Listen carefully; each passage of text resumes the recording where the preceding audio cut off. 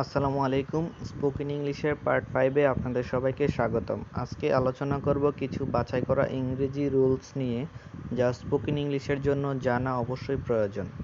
তো চলুন শুরু করা যাক। রুল 41, আমি পারছি এরকম কিছু বোঝাতে আই এম বিং এবল ব্যবহৃত হয়। যেমন, আমি ইংরেজিতে কথা বলতে পারছি, I am being able to speak English. Say motorcycle চালাতে পারছে, she is being able to ride a motorcycle.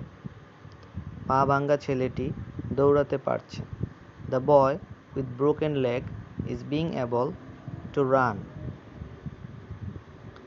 দেরি না করে শুরু করো এরকম কোনো কিছু বোঝাতে get down to ব্যবহৃত হয়।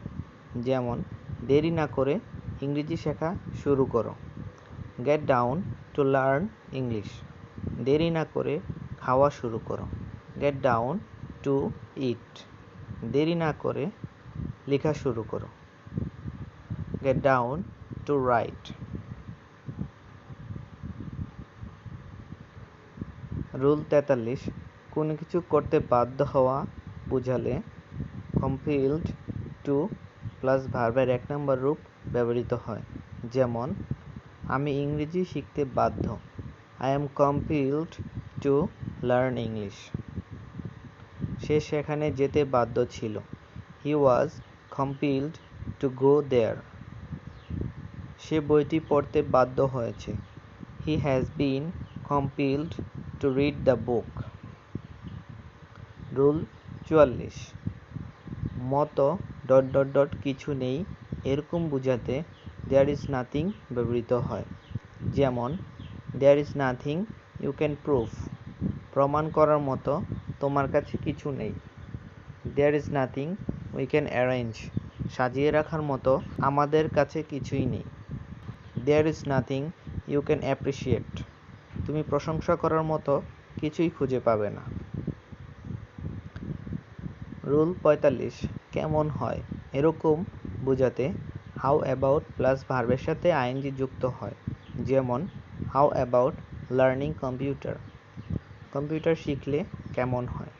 How about reading news paper, পত্রিকা পড়লে কেমন হয়।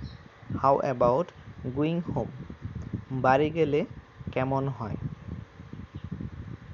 রুল 46, বাংলা শব্দের শেষে তে প্রত্যয় থাকলে ইংরেজি করতে হলে তার আগে টু যোগ করতে হয়।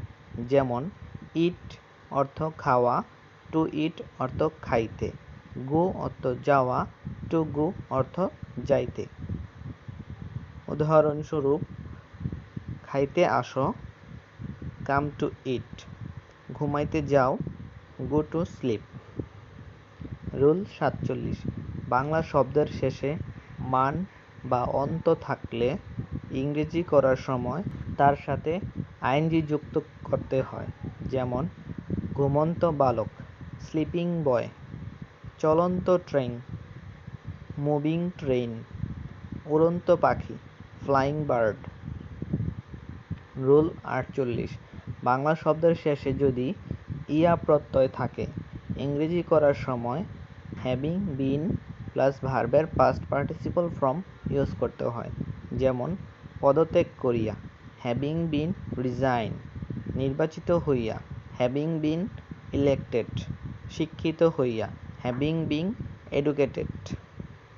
রুল 49, কোনো কিছুতে ইচ্ছে হচ্ছে বা ইচ্ছে করছে এরকম বোঝাতে ফিল লাইক প্লাস ভার্বের সাথে আইএনজি যুক্ত হয়।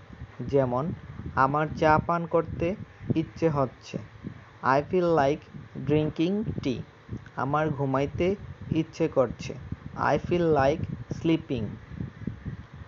আমার পড়তে ইচ্ছে হচ্ছে না, I don't feel like reading. Rule 50, Bangla বাক্যে যদি কিনা টাইপের ভঙ্গি থাকে তাহলে ইংরেজিতে কিনার পরিবর্তে ইফ ব্যবহার করতে হয়। যেমন, সে গিয়েছিল কিনা আমি জানি না, I don't know if he went. জানি না আমাকে তোমার মনে পড়ে কিনা, I don't know if you recall me. তো আজকে এ পর্যন্তই। পরবর্তী ভিডিও দেখার জন্য আমন্ত্রণ রইল। সবাইকে ধন্যবাদ। আল্লাহ হাফেজ।